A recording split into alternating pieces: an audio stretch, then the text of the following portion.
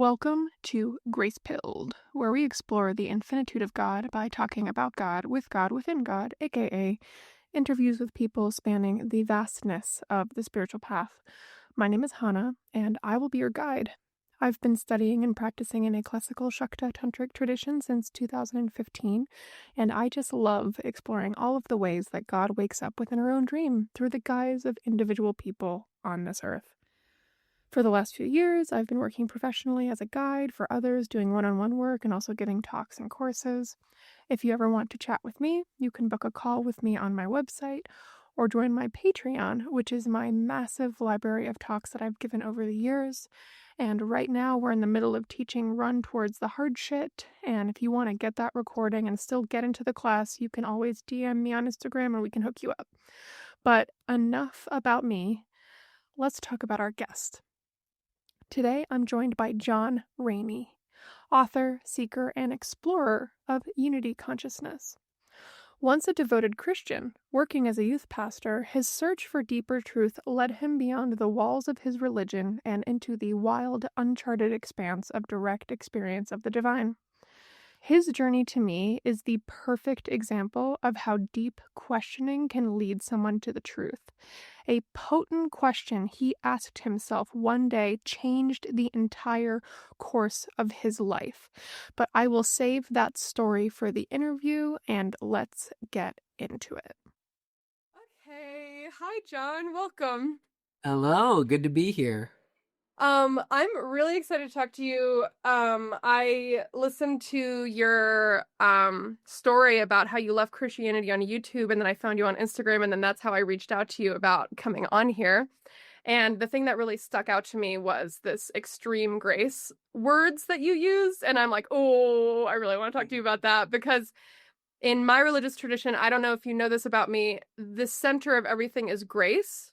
Mhm. But it's tantric Indian yoga tradition, so it's different from Christianity, but it's very similar. And so I'm like, I have this like interfaith curiosity of like, oh, I wonder if there's any similarity in what you believe when you say that. And so that's why I got really interested. And so that's why you're here. That's why you're here. And just to like kick off the conversation, I'm just curious, like, is there any like a small win you've experienced recently, like something you're proud of or something you feel really good about, just like happening in your life? Yeah, actually, so much has happened already in just this short month of January. But the thing that I'm most excited about is my book published on January 11th. So it's called Finding God, Losing God, Becoming God.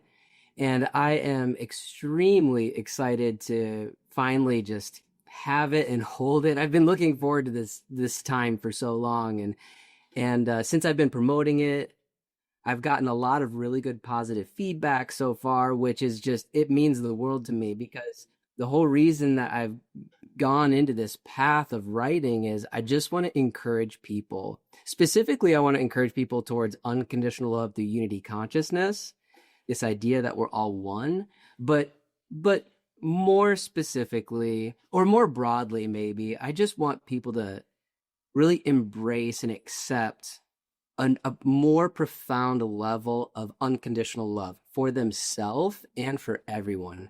So so having this book finally out, that's just like a huge win for me. I'm super excited. It's like a major win. Yeah. It's like a major win. Yeah, it's been I took all of 2024 to write it. All of my professional hours in 2024 went into writing this book.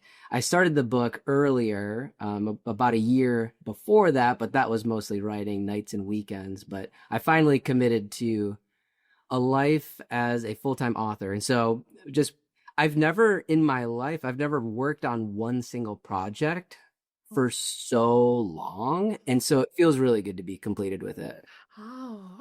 Is working on one single project, is that something that's like not your natural inclination? Do you kind of do shorter things or like things in little bursts? Yeah, formerly I was doing video work with my wife doing art education. And so it was just like producing one video at a time, a Is that bunch. why the video quality is so good on your YouTube? Oh, well, thank you. Yeah, and that's been another thing that's kind of like all culminated. Now I'm just using different experiences and things that I've learned throughout my entire life back to my pastor days and then my video days. And now that I'm here writing, now I can film and edit a bunch of content with this goal of positively encouraging people. So. Yeah, it's like all of these different skills and circumstances have stacked on top of each other to put you in the perfect position to Mhm. do the thing. Yeah, I no, love exactly. that. Yeah, it's really fun. It's really fun to see like how life unfolds like that. Yeah, oh, totally. It is fun. It really It is. is fun. Oh, that's so cool. Well, I was gonna say that my win is that I've been drinking enough water recently, so Oh, good. That's big. thank you. Hey, that's big. I need to hydrate more, honestly. Well, okay, so oh my God. I mean, you just shared so much that I'm already so interested in hearing more about. But the first question I've been asking people for real is like, okay, so how would you define yourself spiritually, like right now, in Mhm. this moment? Okay, so right now I view myself as an individual expression of spirit. So the way that I see life is that we are all one in spirit, having individual experiences. And so literally I view everything as one, and I am an individual expression of that. Mm-hmm. Yeah. So I would view all of us, we're all spiritual beings. We're all individual spiritual beings having this life experience, which is, whether it's lived consciously or unconsciously, it is a spiritual experience. So that's kind of how I view myself in terms of, yeah, spirituality. I love that. That's actually perfectly stacked onto my religious tradition. You Okay. said it in different words, but like the exact same idea. Yeah, very Yeah. cool. Yeah, like one way we look at it is like the physical universe is a transformation of consciousness, which is the source of everything. And so like everything is consciousness, like my Stanley mug, like my computer where we're talking, but it's just consciousness vibrating at different degrees. Mm-hmm. So it's either more dense or more subtle. And so it's kind of like all of these individuals having different experiences is just a transformation of the same consciousness. Mm-hmm. And so, I mean, does that kind of stack with what you were Yeah, saying? totally. Totally. Yeah, the terminology that I just personally prefer is spirit, but Oh, also totally. but Totally. unified consciousness as well. Mhm. The idea that ultimate reality is pure consciousness or unified consciousness, and we're individual expressions of that, individual expressions of consciousness. Yeah. Exactly. Yes, exactly. Yeah, oh, totally. I'm always like really intrigued by the word that people use too, because I totally get spirit. Does Mhm. that just resonate with you like personally?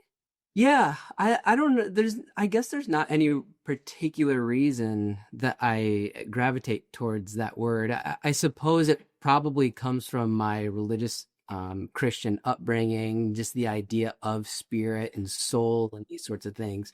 But I'm very flexible.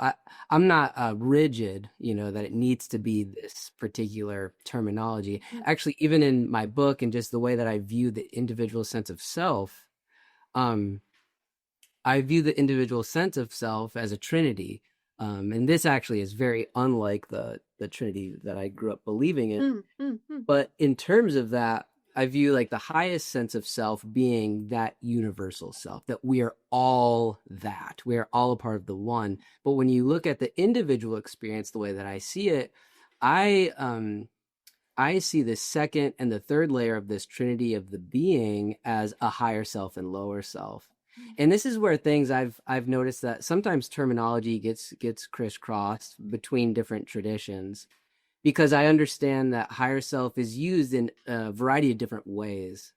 But the way that I see it, Totally. to try to make things as clean and just clear as possible, that these are the terms that I prefer using, is the higher self. That's kind of like the eternal essence of who you are. And the lower self being the human, the name, roles, the responsibilities, etc., where the ego participates in the individual sense of self and things like So, Hmm. Yeah, well, I remember from your YouTube video you were talking about like your previous interest in Christian apologetics hmm and how like you were a pastor. And hmm so I can almost like feel like I hear you saying like I want to create an easy to understand system, hmm right? yeah. And so I almost wonder if you have like a propensity towards like systemizing things because you've taught people over the years.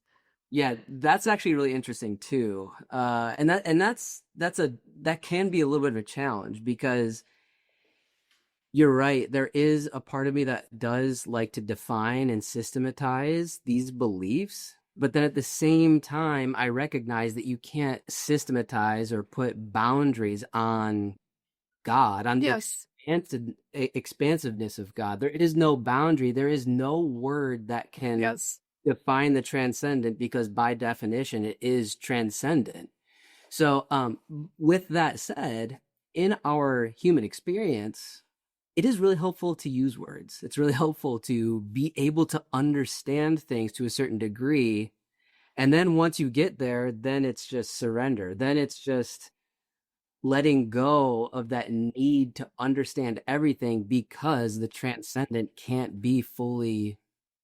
I don't think the transcendent can really be fully cognitively understood because it must be felt to a certain degree. Oh no, you're speaking my language completely.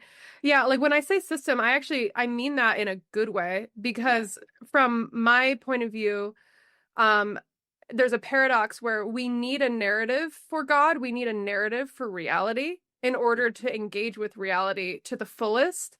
But hmm all narratives are false because it's limited by language and the senses in the body. Like literally having a body is Yeah. going to limit your understanding. And so there's the paradox of like you need to have the narrative, but the narrative will never tell you the full story because it's almost like beyond our comprehension. Mhm. Yeah, totally. And I mean, my favorite author is Joseph Campbell. Mm, He talks about that too. It's just like here's all these. I mean, if any listeners aren't totally aware, he's like the humanity's greatest mythologist, and he talks about how mythology are it's these stories that help mm, reveal mm, an inspires awe for the universe and helps reveal how we can go through our own hero's journey, how we overcome different trials and obstacles and all these mm, things. mm, mm, But the mythologies, they're just stories. They're just representations for who we are, for what's inside of us. And so, yeah, it's very mm, interesting. There's all these illustrations that help point us to ultimate truth. mm, Really, all of those illustrations will inevitably fall short. mm. They're very helpful. That doesn't make them insignificant. They're very helpful, but those Totally. fall short when you're trying to describe the transcendent. Oh, totally. Yeah, totally. Like there's also a thing in so I'm coming from like the Hindu pantheon, yoga traditions, classical tantra, and as a tantric, like when we look at different deities, because there's so many deities, like it's hmm crazy. hmm But when you look at different deities, you don't see them as something separate from you. You see them as a role model for what you can become. And so it's like when you look at Hanuman, who's like the monkey god who was the devotee of Lord Ram, like you're like, I'm gonna worship Hanuman because I want to be the greatest devotee. Like I want to be just like him. He's showing me a potentiality in consciousness. hmm But all of the deities are different potentialities in consciousness that everyone has access to. That's our way of looking at it. Totally. Yeah, But it's very. like it's not like Hanuman. Well, actually, there's some stories about people meeting Hanuman. So I'm not going to say that. I'm not going to put limits on God and say that's not possible. But Right. like we don't actually fully believe like Hanuman is like God. You know what I mean? Yeah, A totally. little bit more complex than that.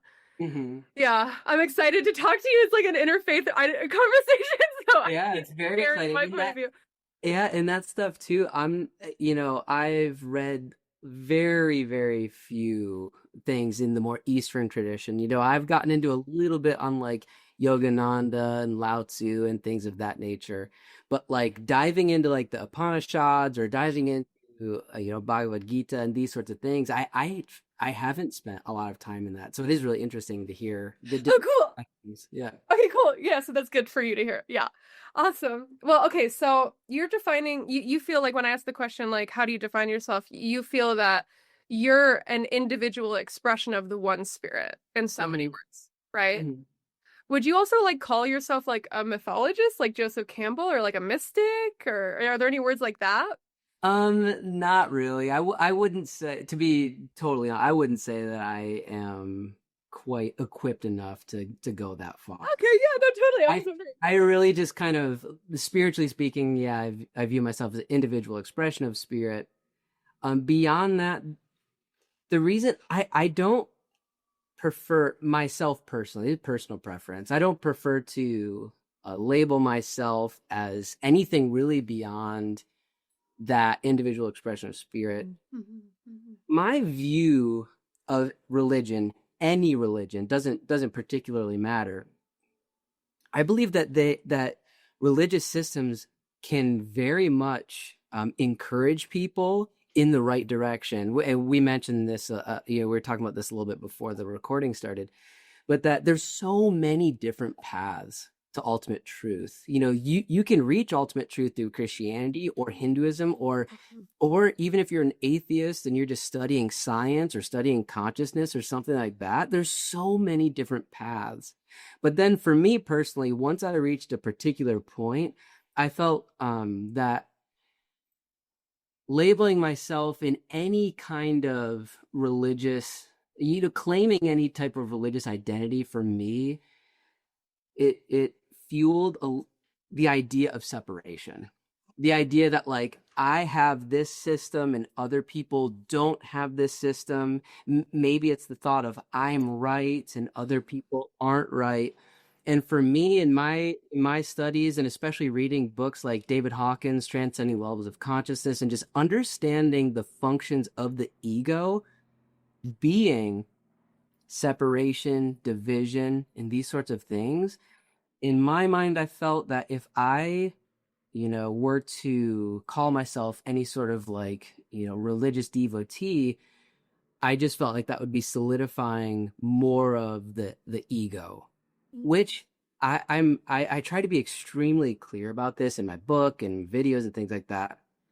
That's not a bad thing. Like a lot of people, I think a lot of people associate the ego with just predominantly like a negative thing. Like, oh, you're like an egomaniac, or you're in the ego, or ego control, or anything like that.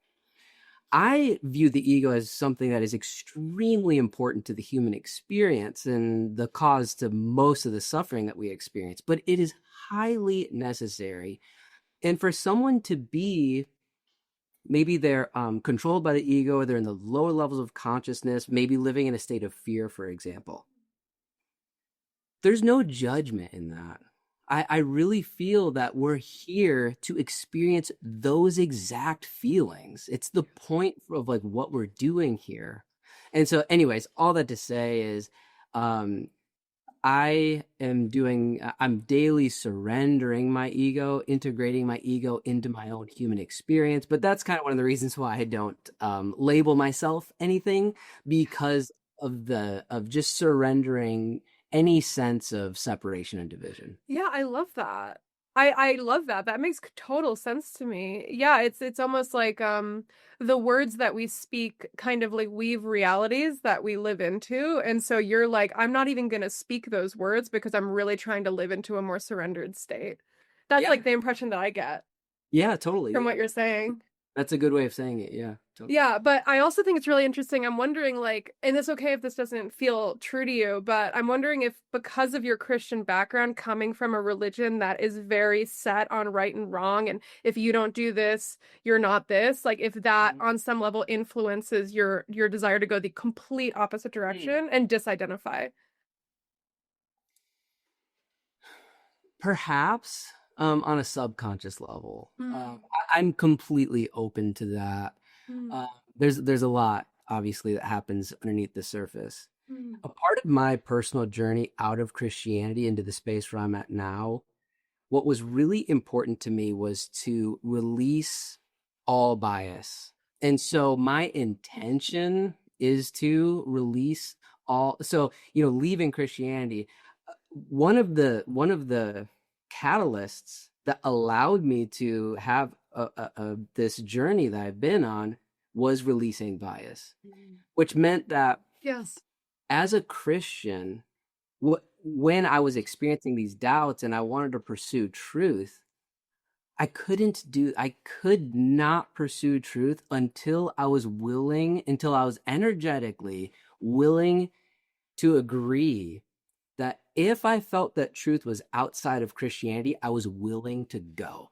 And that in my mind was releasing all bias. I loved being a Christian. I did not want to leave Christianity. I had these doubts and I thought, if truth is outside, if it's outside the boundaries of traditional mainstream Christian belief, that's where I'm going. I do not want to stay in this faith system if I believe that truth is elsewhere, even though I thoroughly enjoyed it. Right. So that's kind of yeah, that's kind of there I fully submit that there could be lingering Christian. No, I'm not trying to psychoanalyze you or something. Oh I no, I totally, just was totally. like feeling into Mm, the general feeling of normative Christianity, which is like if you don't do this, you're going to hell, mm, and you need to identify as this. So I could just feel like to do the opposite of that is mm. liberating. Like that's Yeah, how I felt. totally. No, that's very interesting. And that really could play into it for sure. Mhm. Yeah. Well, okay, I'm sure people who are going to listen are going to be like, "Okay, well wait, what happened? Like why did you leave Christianity?" And so do you want to like maybe paint a story for us? Like how did it begin for you? It sounds like, from what I know about you, you always felt connection to God. Like you were very Mhm. Christian from a very young age. So that's never been a doubt as far as I can kind of tell. Mhm. But how do you want to start? Well, I can give just like a really brief context of my life as a Christian. Yeah, I basically was a Christian as long as I've had memory. Grew up in the church. I loved going to youth group, but I was like very committed. I was doing like early morning theology classes before school. I was on leadership teams, worship teams, going to missions trip. It was very important to me. Went to Bible school to pursue Christian ministry. Went to a very conservative Bible school. No drinking, no smoking, no movies. Wait, when you say Bible school, do you mean like this is pre-college or was this like Oh, college? this was my college This experience. was college. Okay, got you. Yeah, yeah. So I went to a private Christian college, Mhm. and it was highly conservative. We weren't allowed to dance. You couldn't watch movies in your dorm room. It was really intense, but I loved it. I loved Oh, all so you, I you were like into it. oh I was You're like, I'm doing it. I'm doing it. 100%. I was not resistant to any of that. And graduated. I eventually became a youth pastor, and I was a pastor for 6 years. Loved it. I was working with middle schoolers, which was really, really intense. I high, bet. Oh my God. high energy. But I really enjoyed my work. I put so much energy into just making sure that these students knew that they were loved, that they were special, but then also, of course, I was teaching the Protestant belief of Christianity. And then I left the church on very, very good terms. It was very bittersweet, but we my wife and I, we had a son, and so I left that job to be at home with our son, but then also to work alongside my wife's art education business. I started doing video work for her business.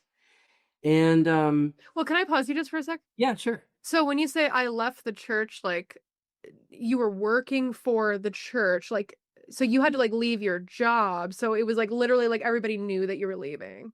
Yes, yeah, it was. Yeah, and it was very bittersweet. I loved working there, and the other people on staff loved having me there, the students, the parents, and It everything. was a community. Yeah, it was. It really was, and it was a very pleasant experience. Um, and so Did you say why? Or did you just say I'm gonna do something else? I'm just so curious. yeah, yeah, I told them. Yeah. I told them that, just with having the baby and my wife's business, it felt like the right time. And also I will say towards the end of my time there, I mean, working with middle schoolers is a wild experience. Mhm. So at the tail end of 6 years, I was like, all right, I'm getting I'm getting pretty tired now. And a Yeah. baby home, I'm not getting any sleep. So it kind of was. It felt like the right time. And actually, when I started that job too, I really did. Even when I started, I felt like there was a shelf life. I I see. I felt like I'm not going to be a youth pastor forever. I see. There's an end date to this job, and that just felt like the right time. Okay, wait. So, okay, just here in this story, at this point, have you disidentified with being Christian, I or was you were super just leaving the job? Yeah, actually, yeah, I was just leaving the job. We were still going to church as a family for I don't remember timelines, maybe like 4 or 5 years even after I that. see. The doubts didn't come until a little bit later. Maybe like 3 or 4 years after I left my job. Yes. Yes. And the doubts were really, I was walking my son, you know, as a baby, I would walk him around this beautiful Catholic church like, multiple times a day, actually. And just this thought experiment popped in my head, and it was just thinking about a devout Catholic person who, lives their life for God, loves their neighbor, is generous with their resources, and all of this. But theologically speaking, our views of salvation are different, or were when I was a Protestant, obviously. And I just thought, not to get morbid, but I was like, if this devout Catholic person died, could God say, your theology was off? I saw what you were doing down there, but your theology was off. You know, depart from me. I never knew you.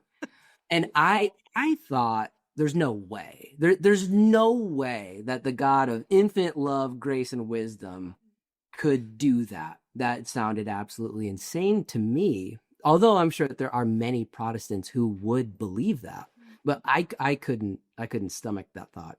But then immediately I thought, how quote unquote how bad can your theology be? Obviously bad in terms of like comparing it to my correct theology.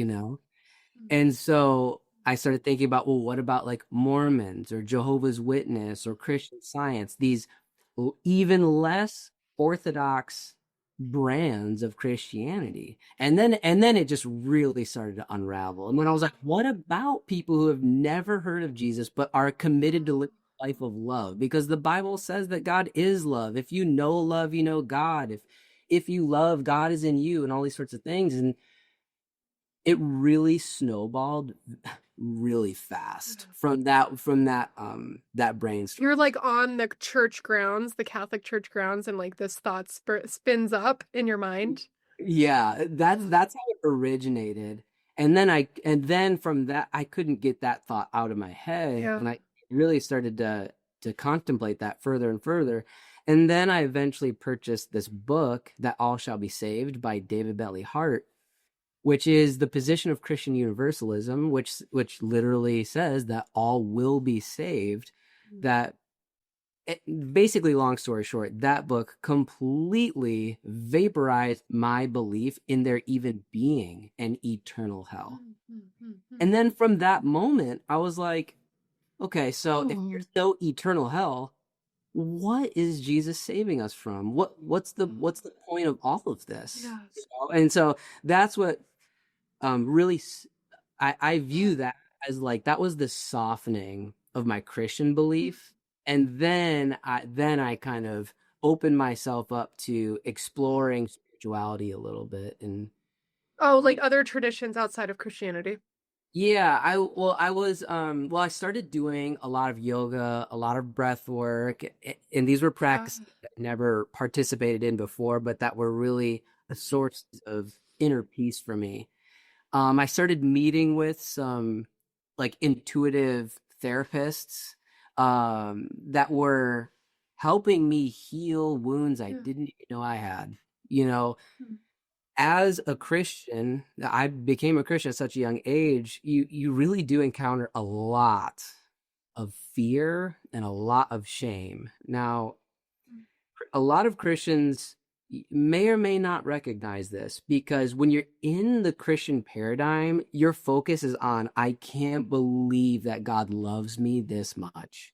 that he would send his son Jesus to die for me. And now I live my life in obedience because I'm just so grateful that God loves me this much. But really, when you take a couple steps prior to that realization for the Christian, it's I'm separated from God because in my sin, I'm filthy, I'm wicked. And if I don't receive this powerful act of forgiveness and reconciliation, I'm going to eternal hell. There's so much fear and shame involved with that. And then, of course, Oh, so some of these therapists were helping you to see how much that had impacted you? yes, Oh, exactly. wow. And helping me to see so from that Christian perspective, again, before accepting Jesus, you're wicked. You're filthy rags to God. So what does that do to the human psyche? My goodness. And so these intuitive therapists are saying, you deserve love just because of who you are. Now that's something I Like never innately. Yes, yes. Mhm. That's something I never believed. I never had that belief that I deserved to be loved. I know. It's pretty intense. It's pretty crazy. And so that just sparked this crazy healing journey of just, I would Wait, so can I I pause you for a sec? yeah, sure. Okay, wait, no, I love this, like this healing journey pop off Mhm. all of a sudden. That's incredible. But I'm also kind of like wondering, like from the church grounds, so to speak, and then you're asking all these questions, you come across the book. Are you like having an inner struggle, or are you just kind of like open to thinking about it? It's not so emotional. Insane existential crisis. Oh, okay, so it was intense for you. Very, very, very intense. Yeah. Yeah, it was pure existential crisis for I don't even know, maybe like a year and a half or so Oh, until I reached like the dark night of the soul, and that was pure agony. Yeah. and this was before you start working with the intuitive therapists. This is kind of It's intense. all in between. It's all in between. Kind Okay. Mm-hmm. of like all happening at the same time. And I'm going to yoga, I'm doing breath work to get grounded and try to find some inner peace. But then I was journaling nonstop. Yeah, Just, yeah, yeah. like gather thoughts of what do I believe Yes. and where am I confused and who can I trust and all these sorts of things. Yeah. So yeah, it was highly agonizing for a little while there. Yeah, can I give my perspective on that? Of course, yeah. Yeah, like this is it's such an interesting story because from my point of view, every person on earth has a worldview, right? And even like an atheist, like even somebody who claims they don't have a worldview, you have a worldview Hmm. Hmm. because the worldview is a meaning-making system for like all of your experiences. And so it's just like built in. It's like the culture tells us, our family tells us, we have like a worldview. And I almost hear you going through such a major worldview shift. Hmm. And like the thing that happens there is that whatever worldview you have, especially if you have one for like 30 years, Hmm. that is the safest place for you to be, Definitely. right? Yeah. And then all of a sudden, that safe place of the worldview, there's a crack in it. Uh-huh. And you're like, what the fuck? And so I could Yeah. I could feel that like maybe anxiety, existential. It's like, what the hell? And so I just wanted to share that's my perspective on that. Yeah. That's literally that is exactly what happened. I thought from the Protestant perspective, I saw the universe as this one way.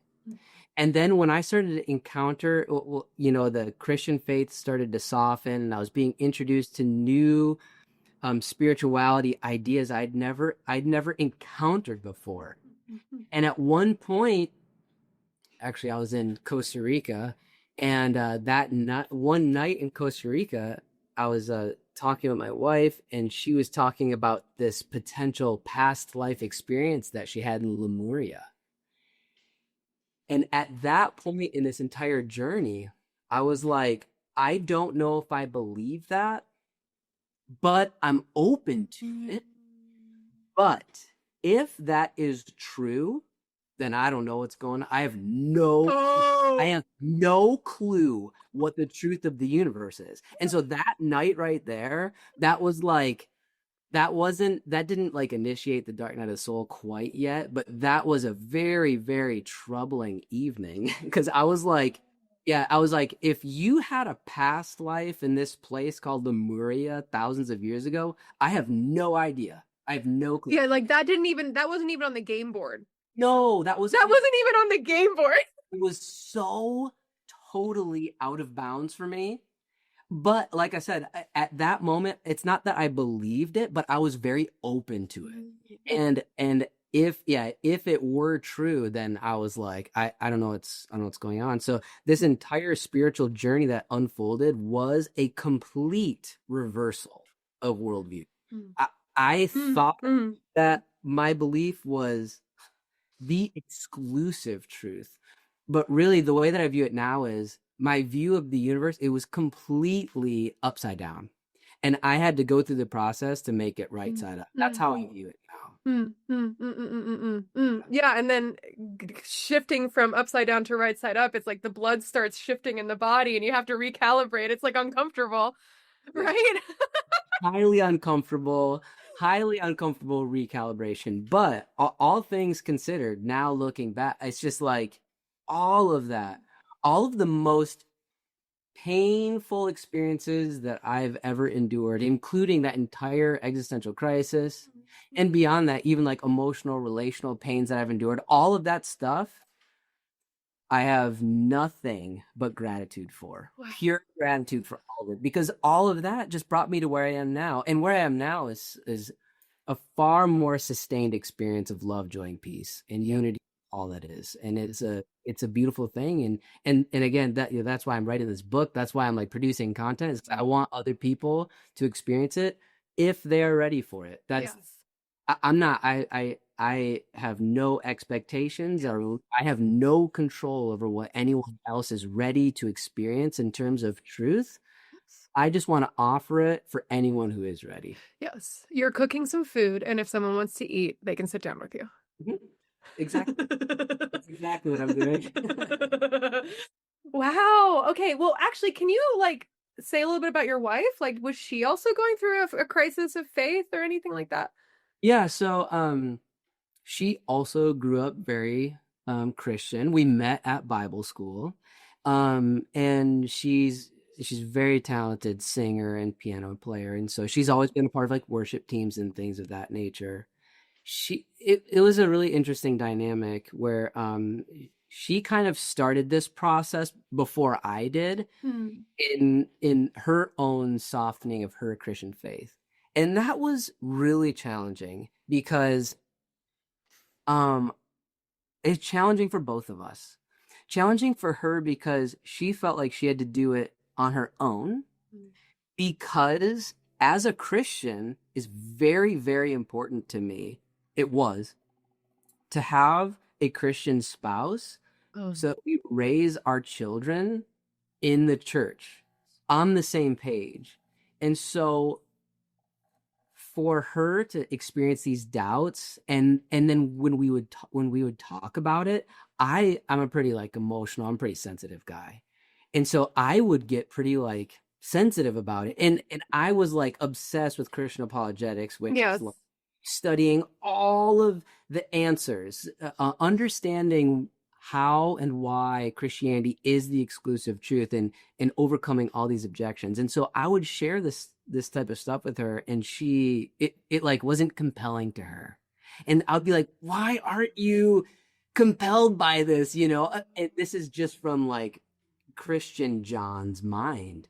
And so Oh, but wait, you know what I'm almost hearing? It's like I love using this analogy, but it's almost kind of like she understood she was in the Matrix all of a sudden, and she was like, "That's not going to work on me anymore," or something. for sure, for sure. Yeah, she was definitely in that process of like breaking out of that illusion. And so it was difficult for both of us. And I really do feel for But you guys got through it? yes. Yeah.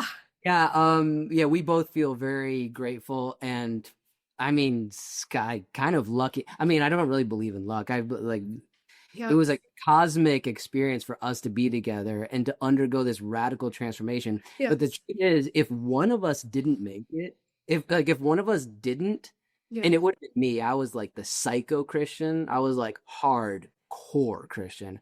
And she was always like a little bit more not as like intense Yeah. about the Christian faith. Yeah. But yeah, no, we're both very So she was the perfect person for you to be with.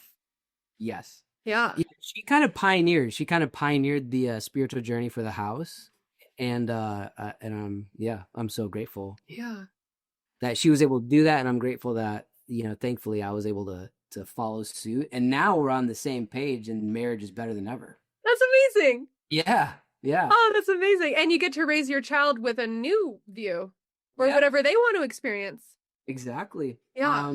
That played a huge role in my own spiritual anxiety because it was always so important for me to share truth with my son. And right when we have our son, I'm like, for the first time in my life, I don't know what truth is, and so that fueled a lot of spiritual anxiety. But now that we're at where we are, I want to give him the total freedom to explore any type of worldview that he feels compelled to. Yes. So I simultaneously want to give him the freedom to do that while at the same time continually and always affirm that he is loved, Yes. he is worthy of love, that you can find peace when you go Yes. inward, all these sorts of things. So I want to give him the tools to really help him raise his own level of Yeah. consciousness while at the same time I want to if he wants to explore Christianity or Yeah. any Yeah. he has all the freedom to do that.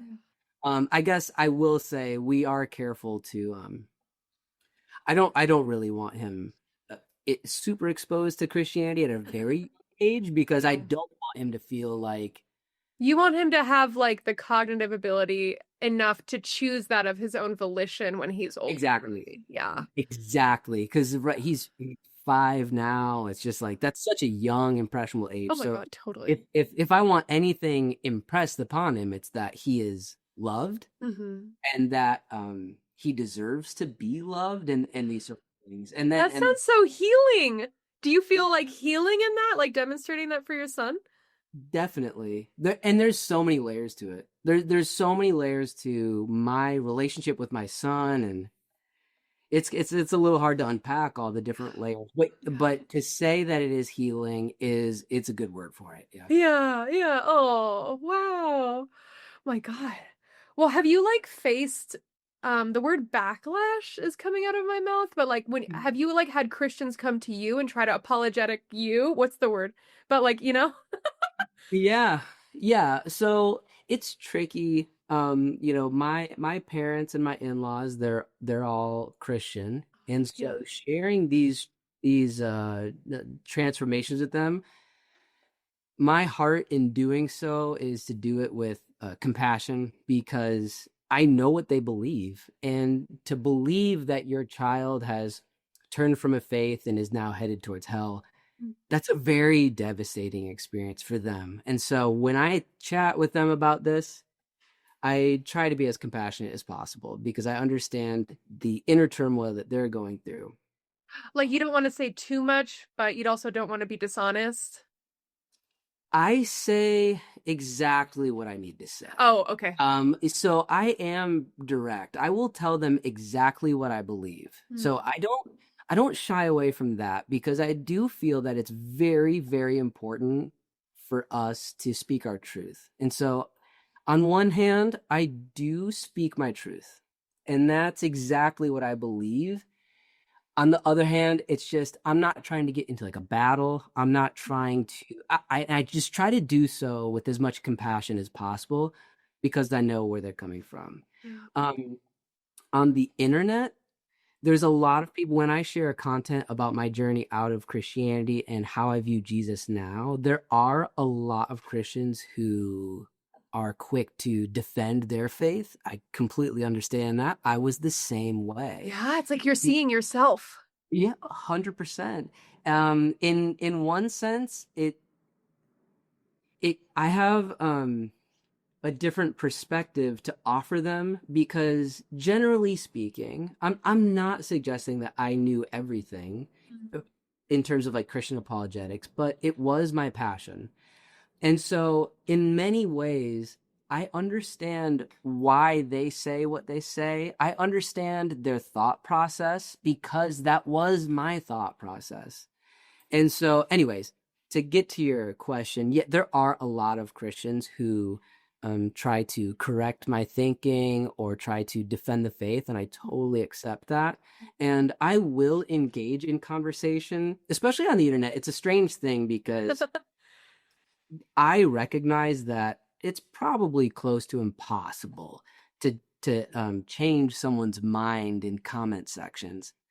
The reason that I'll engage in some of these conversations is not necessarily for the person that I'm communicating with, it's for the people who are viewing the conversation on the outside. And I feel that if what I have to say in that particular conversation can encourage someone else that scrolls through that conversation, then I'm willing to engage. Yeah. I have very low expectations when I do that, though, knowing that people don't really change their minds in a comment battle. No. But even when I do that, I try to do that with as much love and peace as possible. Totally.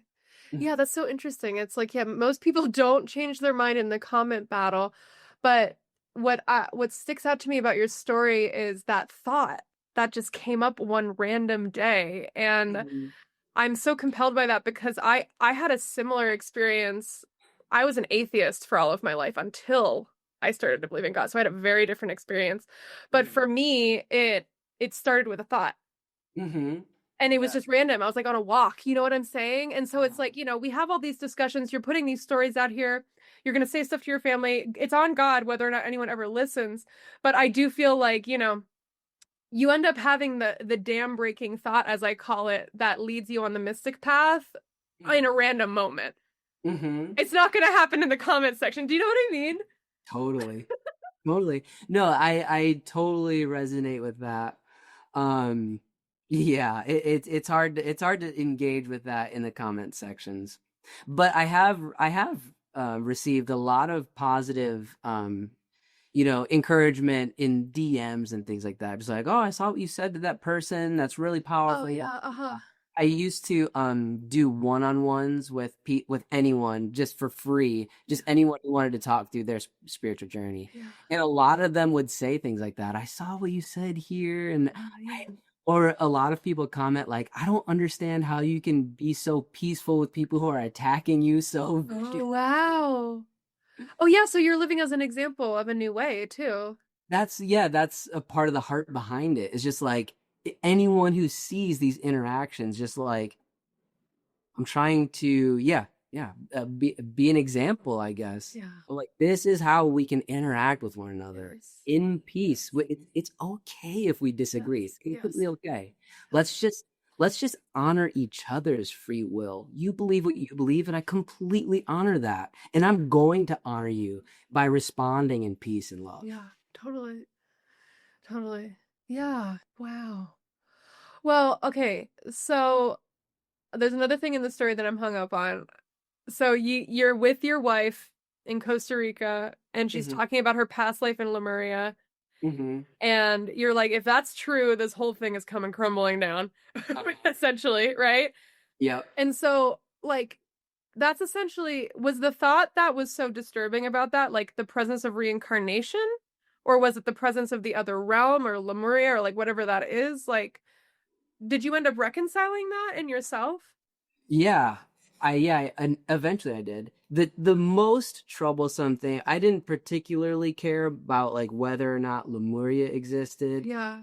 My main thing was, yeah, the idea of having previous lives. Mm. That was so out of bounds for me. Mm. Reincarnation, past life experiences, all of that was radically out of bounds for me. It just wasn't in my worldview whatsoever. Yes. And that's one thing that was really troubling to me.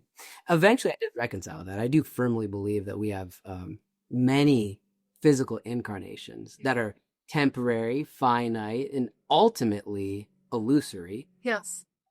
But that doesn't mean that it's insignificant. It's highly significant. I think it's like the most significant thing in existence is the fact that we have the ability to have these experiences of consciousness. We have these opportunities to have individual experiences and relationships with others, and to experience the highs and the lows, to experience fear and love, and in the entire spectrum of emotions and consciousness. It's such a wonderful, magnificent thing to experience. And I Mhm. do think that the evolution of consciousness just can't really happen in a single lifetime. I think it No.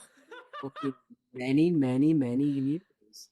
And Oh no, totally. From the perspective of my tradition, these aren't like real numbers. It's like the story, you know what I mean? But it takes 8,400,000 births to become a human being, well, and then 10,000 births to finally get close to liberation.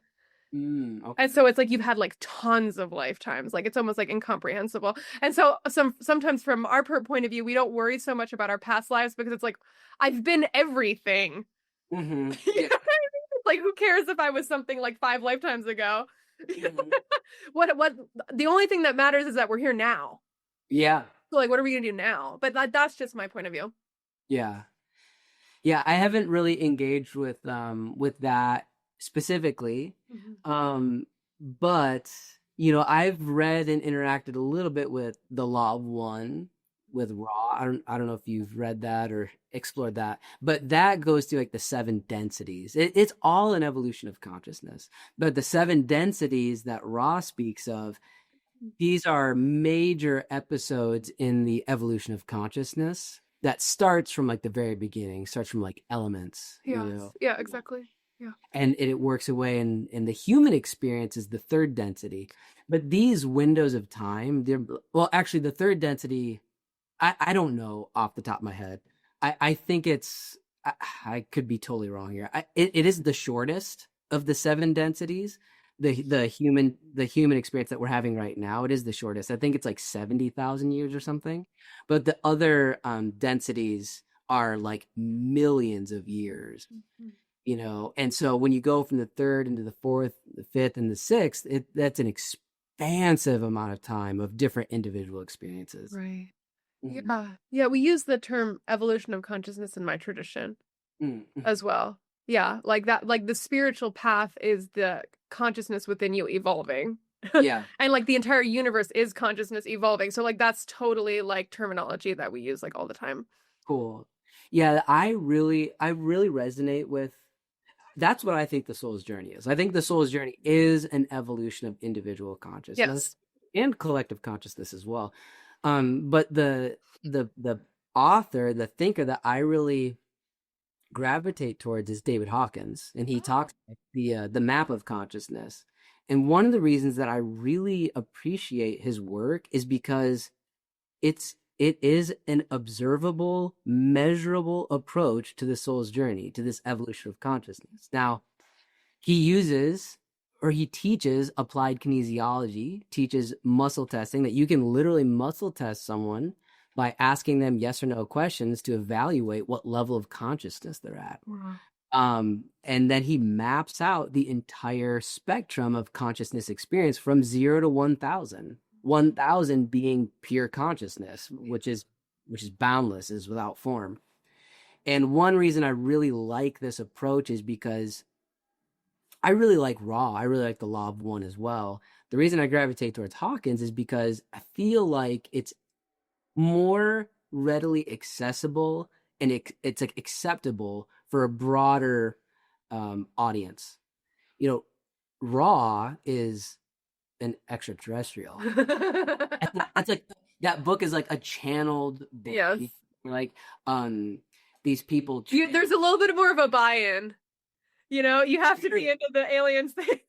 for sure. It's like, like I'm thinking because I want to help communicate the truth of unconditional love, the unity consciousness to a wide audience, including the Christian audience. I have a heart for everyone, but also specifically for like the tradition I was brought up in.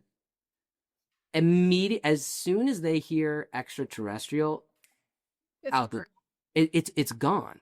So I can't talk about Raw, even though I like it. I can't actually use that because I'm trying to communicate truth to Christians as well. And there's certain things that I know they're out of bounds. You can't go there. And so interestingly, there's this huge idea that like Christianity and science kind of like clash. And really interesting, I actually view science as being the most direct path for Christians to see the truth. which is really interesting because so there's like a spirituality approach, but for the Christian to see the spirituality approach, like, so for example, another book that I really liked is The Journey of Souls by Dr. Michael Newton. And this has to do with hypnotherapy and tapping into people's superconscious, speaking with like souls in between lives. Okay. The Christian can't accept that. Mm. That's demonic. Mm. Oh, like, oh, he did hypnotherapy and he tapped into these people's superconscious. He's really tapping into the deceiver. So this is the way that the Christian mind works. And so I can't use these sorts of things, or even the yoga of Jesus, Paramahansa Yogananda. That is all about Christ consciousness. I can't use that. It's from the Eastern perspective. This is alternative religious perspective for the Christian. So that's one of the reasons I actually really like the David Hawkins approach, is because it's a more scientific approach. It's just, here's what he did to map out consciousness, and that culminates to pure consciousness, which is true reality, which is unified consciousness. Right. And because you have so much experience being a devout Christian, you know what's happening in the Christian's mind. Mhm. And so you see David Hawkins and you're like, oh, this is probably as good as it's going to get. Or it's like, you know what I mean? Yep. For like opening their mind to another way, potentially, Yep. if they Yeah. want to. Yep. Yeah. And that's completely up to them. It's completely Yeah. up to their, up to their level of consciousness and their awareness. It's and even if a Christian is a Christian and is determined to remain a Christian, then Christianity is the truth that serves them. And so that's where I'm like, it's a tricky paradigm for well, I can just speak for Christians because that's just like my tradition.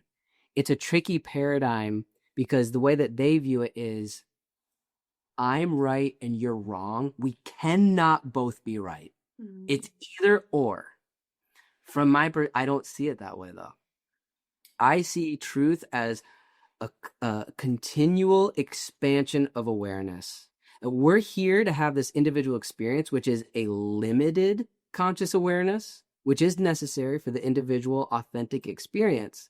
But as you engage with ultimate truth and you accept it and you're ready to accept it, you're just continually expanding your awareness. I'm still doing that. Oh, I totally. I'm still doing that.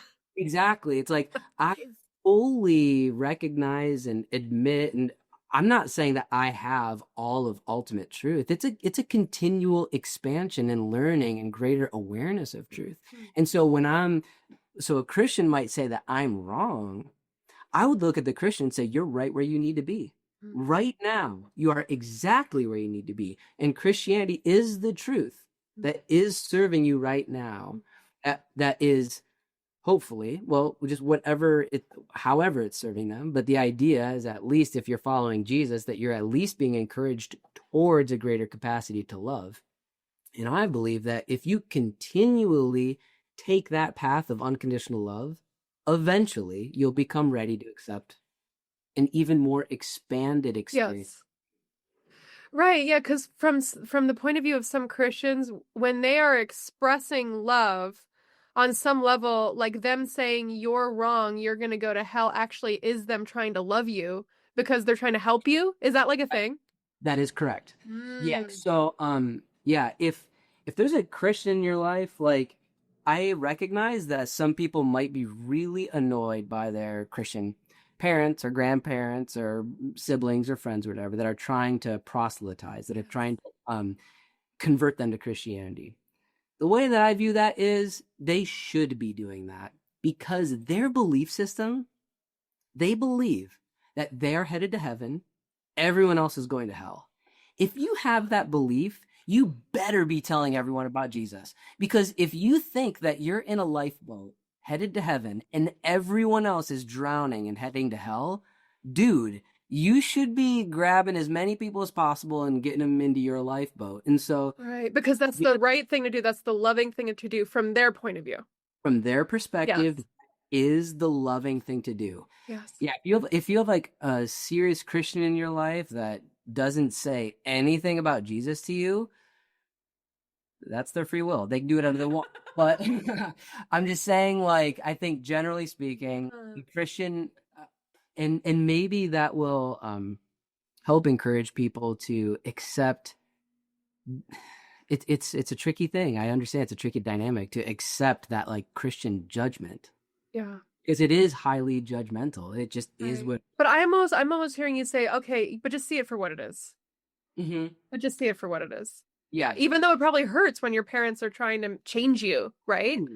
Totally. Totally. Yeah, when you have parents that don't accept you for who you are and they accept you for just a particular version of you that fits in their box, totally. That can be a very troubling, a very Yeah, yeah, traumatic. because it is like to them they're trying to love you, but to you it feels conditional. It's like you'll only really love me if I accept Jesus as the way or whatever it is. Yeah, yeah, that's correct. And so that's a really difficult dynamic between the non-Christian and the Christian. Yeah. That is a really difficult dynamic. Yeah. Um, yeah, yeah, it's a really tricky one. Yeah. So we have like what we're talking about is like, okay, so the average Christian telling you to convert, so to speak, is trying to love you. But what Mhm. you're saying is that if you follow that thread of love to its logical end, like really to its logical end, you begin realizing like, oh, there's actually more to this love than just trying to express it in this one way or something. For the Christian to discover Yeah. how. Yeah. E- so for me in my own personal journey, it was a radical just dedication to unconditional love because when my faith was really deteriorating, pretty much the only three there were like three constants that remained true for me throughout the entire journey. And the first was that there is a God. I never not believed that. I never in my life have experienced atheism. I've Nice. seen that there is God. Even when my Christianity was deteriorating, my belief in there being a higher power remained consistent. Yeah. The second one is that I have always believed that I have some kind of intimate connection with this higher power. Uh-huh. Uh-huh. And the third one was that no matter what, I am pursuing a life of unconditional love for myself, for others, and for God, which is really all the same thing. I didn't realize that at the time, but now I see that it's all the same thing. I pretty firmly believe that any individual who stays on the path of unconditional love and is determined to express unconditional love no matter what, they will find ultimate truth. Mm. That's not easy. I'm not saying that that's an easy path. So for me personally, I had to discover I reached this point where I was like, I'm dedicated to this path of unconditional love. That means that I need to discover forgiveness for the people who hurt me the most. If you really want to take unconditional love all the way, you need to discover how to forgive the person who hurt you the most, which I would assume for most people, it did for me, seemed impossible. It seemed absolutely impossible. Mhm. But my dedication to spiritual maturity and my dedication to unconditional love, it like overrode the sense of it being impossible. Yeah. I was It just. became more and more and more possible the longer you stuck with it. Yeah, Yeah. yeah, that's right. And then I had like I had like a miraculous awakening moment where I was full of resentment, maximal anger, and I went for a walk. And the whole purpose for this walk was I have to discover forgiveness, and I have no idea how. There was this person in my life who hurt me so deeply, and I was so full of anger, and I was on this walk, and I thought I need to discover a way to let go of this anger. I needed to discover forgiveness, and for me that meant no negativity towards this person whatsoever, even in thought. I needed to, if that person came to my mind, there could be no negative energy. And I went for this walk, and I at that time I was legitimately unsure of how to do that. I didn't know how to do that. And then I had a very self-awakening moment, and I asked myself, because I felt hurt, I felt wounded. And so I asked myself, who is hurt? Who is the one that is experiencing these traumas? And for me, this is well into my spiritual journey. I had been practicing surrendering my ego for, I don't know, a year up to this point, and I had been on a healing journey for a long time. So I don't want to. It's a very intense journey. But I was ready in that moment. I was ready to ask that question: who is hurt? And that's when the realization came that it was, oh, John is hurt. John is the one that's hurt. The human is hurt. The ego is hurt. But that's not the totality of who I am. I'm an individual expression of spirit having the John Rainey experience. And the person who hurt me is the exact same. The person who hurt me is also the same spirit having a very different individual experience. And actually, that person did exactly what I needed to get me to this moment. So I left for the walk with full resentment, total maximum resentment. I came back from the walk and I reached out to that person. I said, I'm going to write you a letter of total reconciliation. I forgive you. I love you. I literally, it was a miracle. Like, that's just the word that you would describe this shift of energy, because the miracle was I went from pure resentment to what I call supreme love. Supreme love, in my view, is forgiveness, compassion, gratitude, and love for the person who hurt you the most. And that's when I had that realization. And yeah, very powerful experience. Can't Yeah, can I make a comment about that? yeah, yeah. Yeah, Sure. I think that it's interesting that you say that like this is something that happened like many years down the road because I think that that level of forgiveness that you were able to experience, like keyword experience, is because there was already so much other stuff baked into your worldview, baked into your mind, right? Because like you probably were already feeling that interconnectivity of consciousness or spirit. We're all different individuals, and that was so much more digested. Yeah. And then in that state of digestion, that idea of like, oh, they're just a human, I'm just a human, like it actually clicked. It's not just like an intellectual thing. Does that make sense? 100%. Yeah, and for any listener too, I don't want anyone to feel discouraged, like that I was just like able to do that and why am I not able to do that? It was a very intense process to get to that point. It was a very long healing journey to reach that point. And I had been engaging with a lot of different books and surrendering the ego and all these sorts of things. So I was ready at that point. But yeah, experiencing the energetic shift into that supreme love, it is a mirror. True forgiveness, especially to that extent, is a miracle. um it's a very powerful one, and I would really love for other people to experience that. Is it a miracle because of like what it's given you, like the experience of that? Like, are there any feelings or like bliss or like is there just something that comes along with that? Yes, definitely. When I reached that point of being able to see this other person as an individual expression of spirit, and really what happened, the miracle was really that I initially didn't know how to forgive. And then in that realization, supreme love overwhelmed me. Where formerly I didn't know how to forgive, after the miracle, forgiveness was obvious. It was simple. It was second nature. It was just, we are both physical embodiments of pure love. So once I got to that point, choosing anything other than unconditional love was psychotic. It would be, again, this is just like where I was in my personal journey. But in that realization, I thought, oh, of course I forgive this person.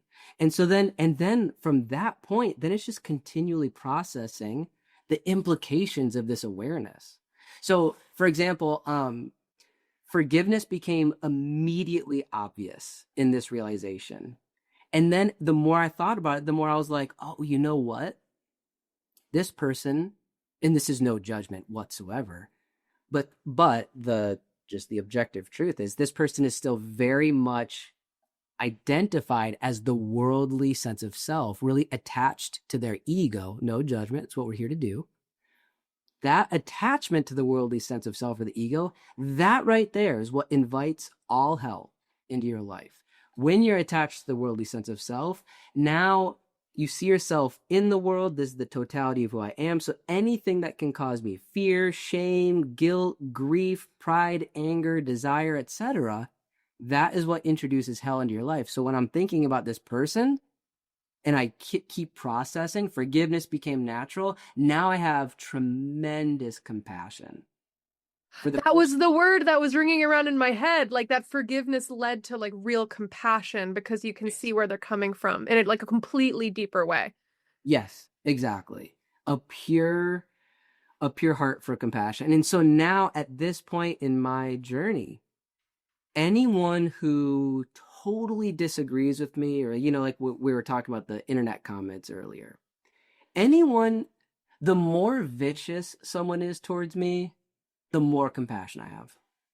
That is not at all cause for me to lash out at them. I feel as though I've been with gratitude. I feel as though I've been able to expand my awareness to see all as one. And so I see us all as spirit having these experiences. And so when someone lashes out at me, that tells me that they're almost certainly very attached to their worldly sense of self. And that right there, I know invites so much hell into their life. And that, from a dualistic perspective, from the human perspective, that gives me so much compassion for them. From the non dualistic perspective, I recognize that everyone is right where they need to be. They're just on their own journey. They have their own free will and they're doing exactly what they want to do, whether they realize that or not. So it is back to your question of the miracle of forgiveness. One was just experiencing that shift of energy is like a miracle. That's just like deep low levels of consciousness to shoot straight up into like a higher level of consciousness is just like, whoa, what just happened? Like being pulled out of water, like if you can't breathe underwater and just being pulled out of the water, it's just like I can breathe now. It's just Totally. that's how it felt. But then it just continually produces greater awareness in terms of like other people, how they're interacting with me, and how I view them with a heart of compassion. Wow. Yeah, that's so inspiring. I love to hear that story. That's so cool. Something that I talk about a lot is like, I have a phrase, it's like one of my phrases, but it's I don't have beliefs, I have experiences. Mm-hmm. And so I almost hear you like kind of toying around in the realm of like having these experiences that lead you to almost kind of like review like everything about life. Mm-hmm. And even like the relief that comes from that forgiveness state of not living in resistance to reality. Like that's the thing that we talk about a lot in my tradition. Like all suffering is you like resisting reality.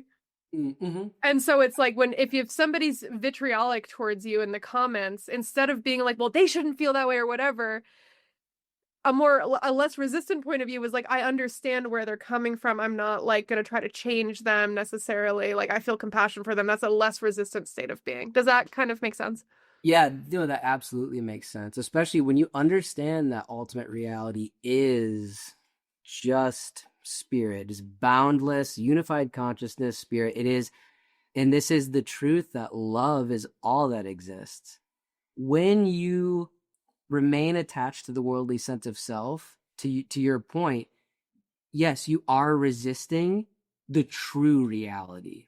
When you're in that worldly sense of self and you believe that this human experience is all that exists, in a sense, that is resisting the truth, the highest truth. Now, again, there's no judgment in that because we're here to experience this authentically with free will. So there's no judgment in that. But it is absolutely a resistance Yeah. for sure. Yeah, it's interesting, like thinking about how your worldview can grant you different levels of consciousness or like different things that you're able to experience. And like somebody who believes, as you say, like this human form is all that there is. Hmm. It's not that there's anything wrong with believing that, it's just that Hmm. there's outcomes to that belief. And Yes. so like if you like really believe that like my humanness is all that there is and everything around me is a separate object and you really believe that, there's Mhm. an outcome to that belief. Definitely. And then you start seeking things outside of you to make you feel better. And then that's the cycle of suffering, right? And then you kind of do yoga or you engage with all these other traditions and you start to realize like, oh, I'm more than my body. And I've Hmm. actually connected to everything. And all of a sudden, all of these issues that we spend our whole life trying to fight start to relinquish. They Hmm. start to fall away. It's not all at once, but it's like this gradual falling away of all of these beliefs that are just keeping you bound. Yep.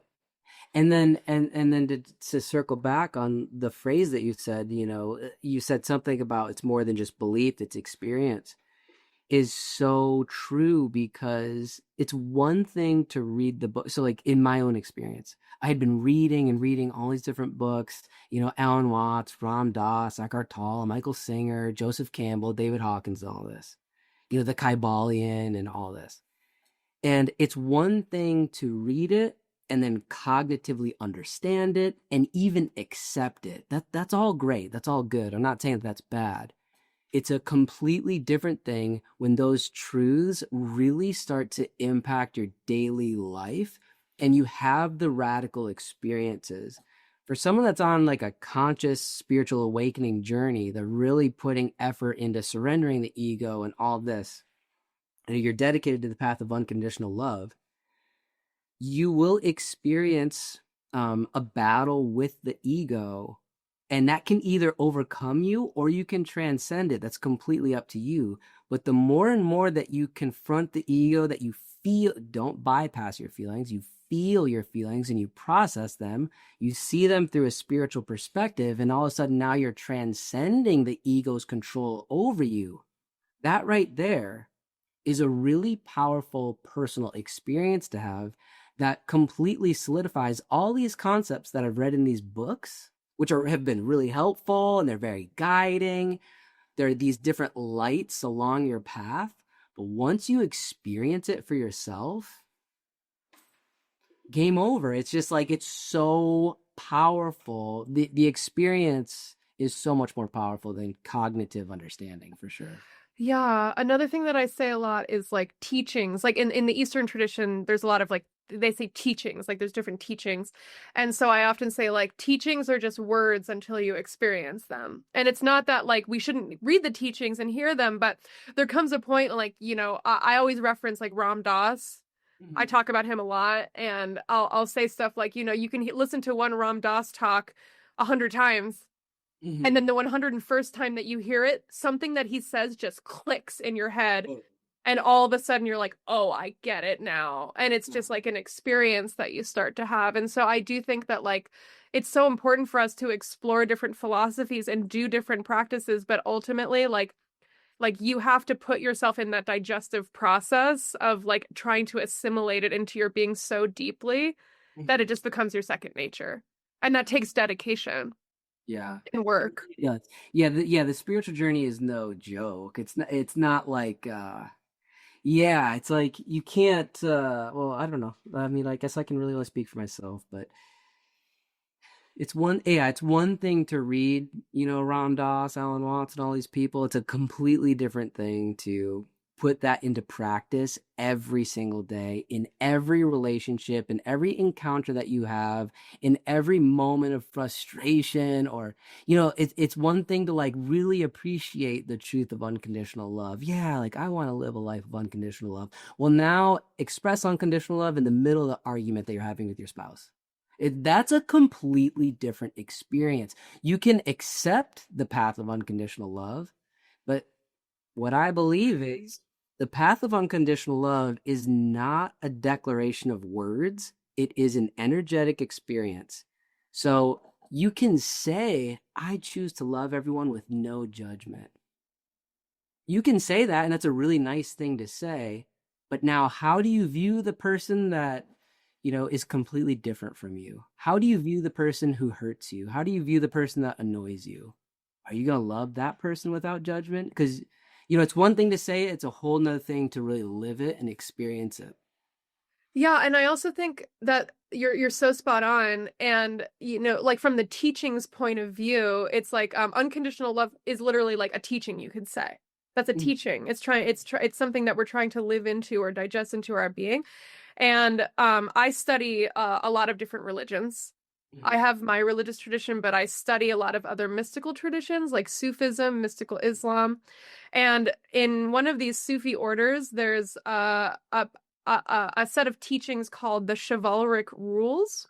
Okay. They're really into chivalry as like a disposition that's very spiritual and as like a path, like being a chivalrous person. That's like the word that they use. And the chivalric rules are 40 teachings, and the Sufi initiate is supposed to live one of the teachings every day for 40 days. Oh, wow. And so it takes like 3 years Oh, to wow. go through all of it. And the reason why I'm bringing this up is because people bite off so much more than they can chew, I think, spiritually, where they think like, okay, well, I listened to this Alan Watts talk and now I have to do everything he says, Sure. Yeah. right? Uh-huh. But when I engage with stuff, and this is stuff that I get from, I have a guru, and so I learn everything from him, and he's just kind of like, you just need to live one stanza. Mm. Live one stanza, And one of these chivalric rules, I did this. I didn't do all of them, but I played around with it a few years ago. And one of the chivalric rules is you have to be friendly to everyone you encounter. Mm. Okay. And I was like, I'm going to try that out. And then I went to the gym and immediately I was a bitch to the first person I interacted with. And so, but we have to try. Yeah. You have to keep reminding yourself and have it be at the front of your mind. So that's just what I wanted to share. Yeah, absolutely. That's very interesting. Okay. So that extreme grace from the very beginning. Uh-huh. Do you have like a way that you would like describe that? Like what you mean by that? Um, well, at the time, as a Christian, I um I was just really contemplating the love and grace that God embodies and that God has to offer. And the more that I contemplated there being an eternal hell, the less I was able to reconcile God's grace with an eternal hell. So I was really thinking through the moral intelligibility of hell, and we are, at least from the Christian perspective, that we are these temporary finite beings who've been granted free will, and we have this finite experience with these finite actions. And I thought, how could it be consistent that a finite being could be punished infinitely? It just became illogical, and eternal hell became a complete moral abomination to me. And so this is where I was my when I was really thinking about grace, it was kind of a combination of contemplating on infinite grace and infinite love. And Mhm. I thought that the capacity for that, for God's infinite grace and love, what does that actually mean? Mhm. I started, and a lot of this has to do too with my perspective of my relationship with my son, and how I thought there's nothing that he could ever do that would compel me to banish him from my Ah. that just isn't a possibility.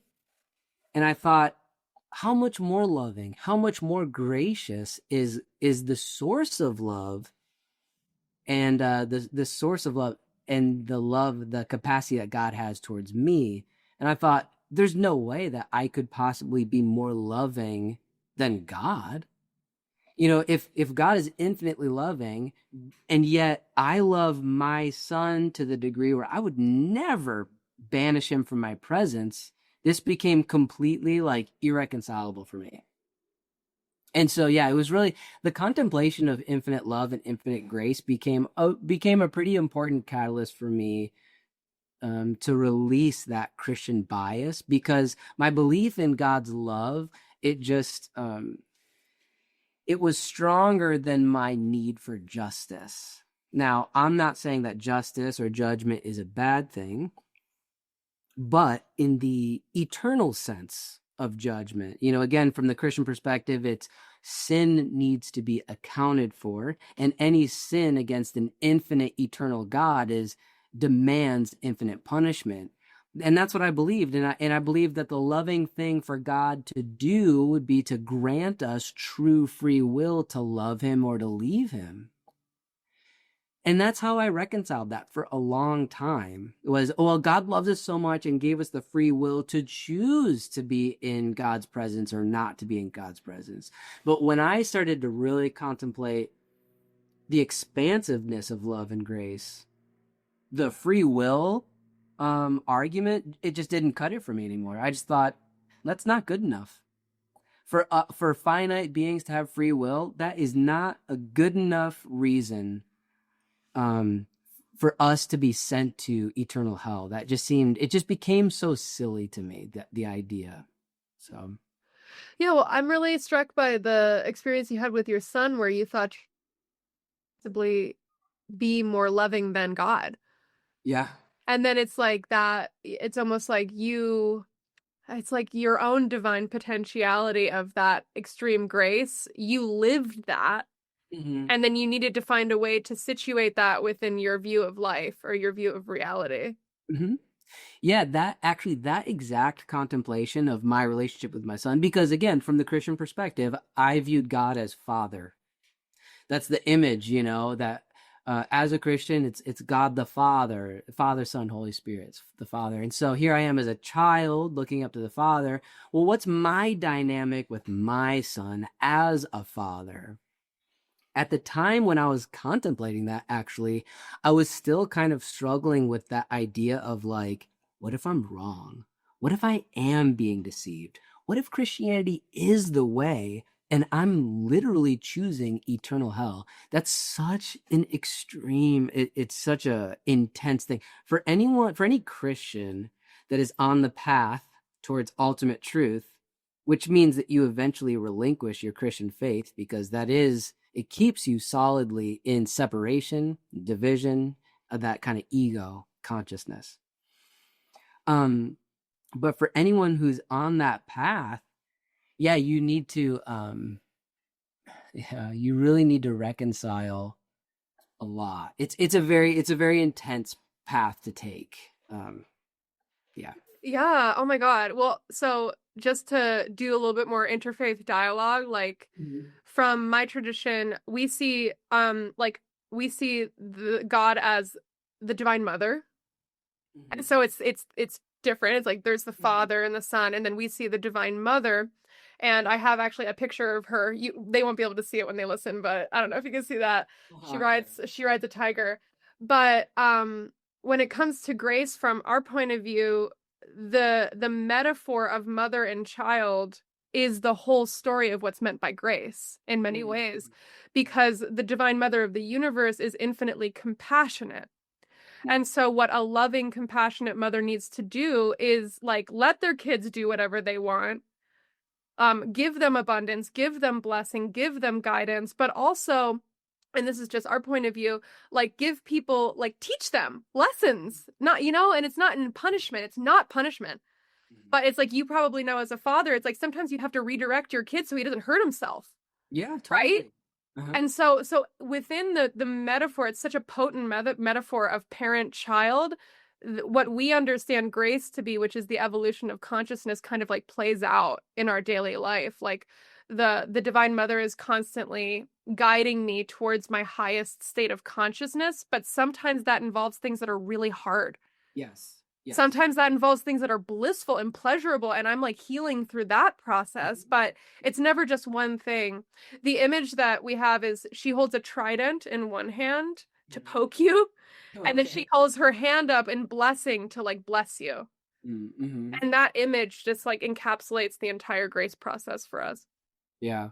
No, I like that. I really do because the way that I view it too is like I believe in the law of karma. And it's just like what you put out is what you will get in equal return, whether that's in this life or the next life. Um, but even this kind of plays into like the way that I was viewing, love and grace and judgment, because the idea is that sin must be accounted for. And so for the Christian perspective, it's eternal punishment, which to me is a moral abomination. When you accept the law of karma, you are accepting a perfect, balanced justice system, air quotes. But like what you said, it's not for the sake of punishment. It's for the sake of spiritual maturity and for growth. And it's like when you do something harmful to another person, you will receive that harm in return to some capacity, not as punishment, but as a recognition of this is the energy that I've caused someone else, and that does not feel good. That is not the way. And at least if you're willing to confront that and to learn from it, or you could be crushed by it and continue on in your cycles, and that's your free will as well. But in comparing like eternal hell of Christianity versus the law of karma, one of those situations seems to me to be intuitively perfectly balanced and like a true justice that promotes growth. It promotes like a soul's sanctification journey. The other one's just punitive judgment forever and ever. Right, right. Punitive judgment forever and ever. And then I don't necessarily feel this. It's so interesting to use the word intuitive because sometimes I think this stuff does kind of come down to intuition, but Mhm. I don't feel that evolutionary process at work in the eternal damnation view. Like, where is that going? Like, it's like, it doesn't seem like that's like going anywhere.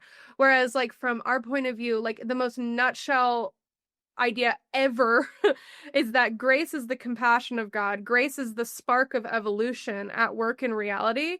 But there's also karma, like you're saying, which is the law of cause and effect. Mm-hmm. And so it's like everything that's ever happened has led to this moment. But if it was just karma, it would be like stagnant. It would be like, it's like there needs to be a spark of growth or evolution somehow, right? It's like a species will evolve in nature when it's put under pressure. Yeah. It has to adapt. And so that's what the evolutionary force is. And so I feel like intuitively that narrative for me has always just made so much sense. I'm like, Mm-hmm. that makes so much more sense than any other religious tradition that most people are interacting with. I agree.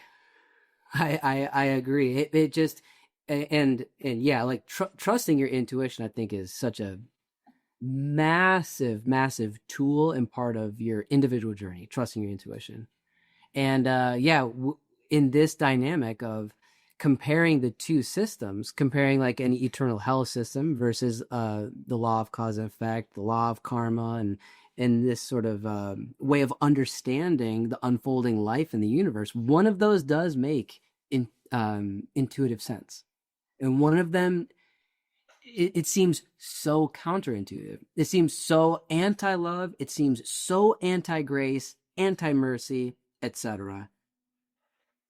And but again, I have a lot of compassion and understanding for Christians who hold that belief, because I held that belief for so long. And when that belief is really solidified into your system, it's tremendously difficult to break free from because of that thought of, okay, if I'm wrong and I break free from this, I could be going to eternal It's hell. like gambling.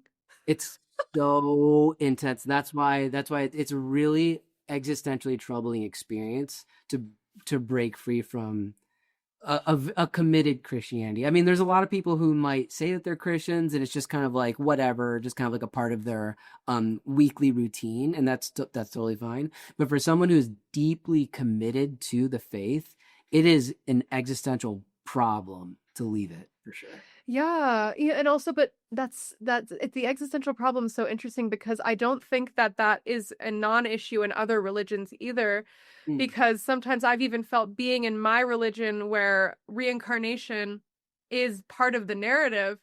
Sometimes I will get fearful and be like, "Well, I don't want to reincarnate," you know? And so there is some of that still, but I actually think the secret is feeling love for just existing no matter what happens. Like that's Mm. almost like the secret surrender piece where it's like, okay, maybe I will be reincarnated, maybe I won't. It's like relinquishing that desire to like it needs to be a certain way and then I'll be okay. Like if I as long as I know I'm not coming back next lifetime, I'm good. You know, it's almost the same thing with Christianity. It's like, well, I'm going to go to heaven.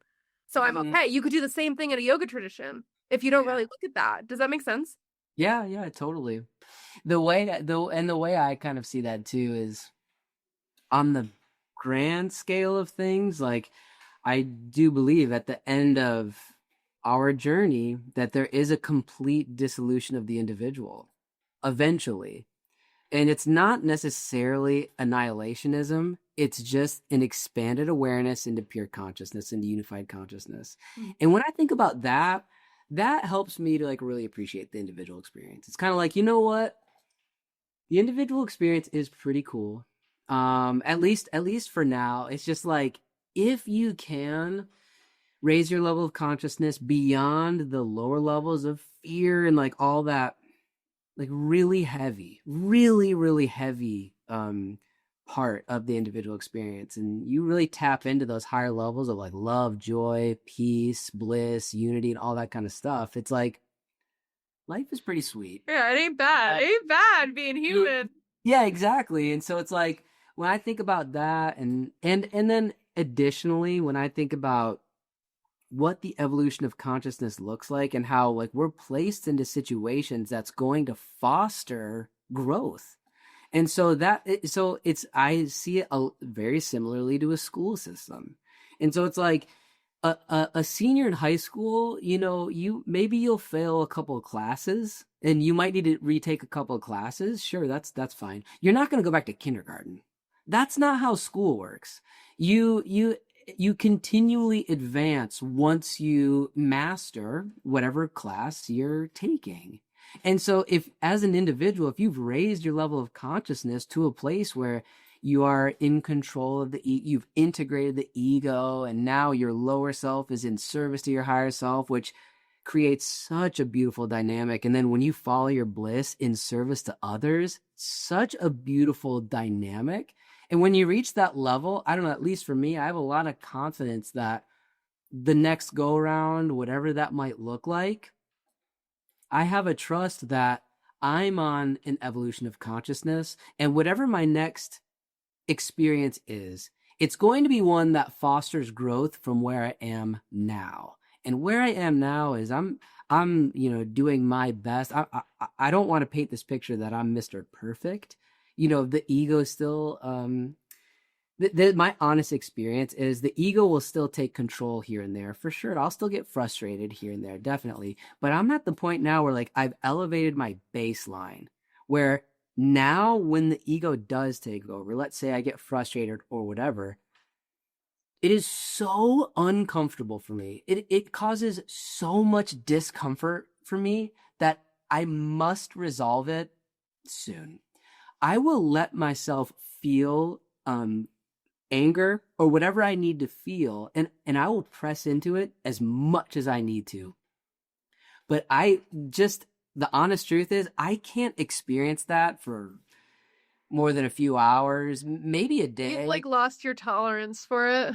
Yes, it's physically uncomfortable. Mhm. Again, this is over the course of a very intense last few years. It's not like I got here just overnight. And I remember when I was first doing this, I remember when I was like really first like trying to like control my ego and surrender the ego. I remember I felt like every single day I was like, there's the ego again. There's the ego again. I was like, when is this going to get easier?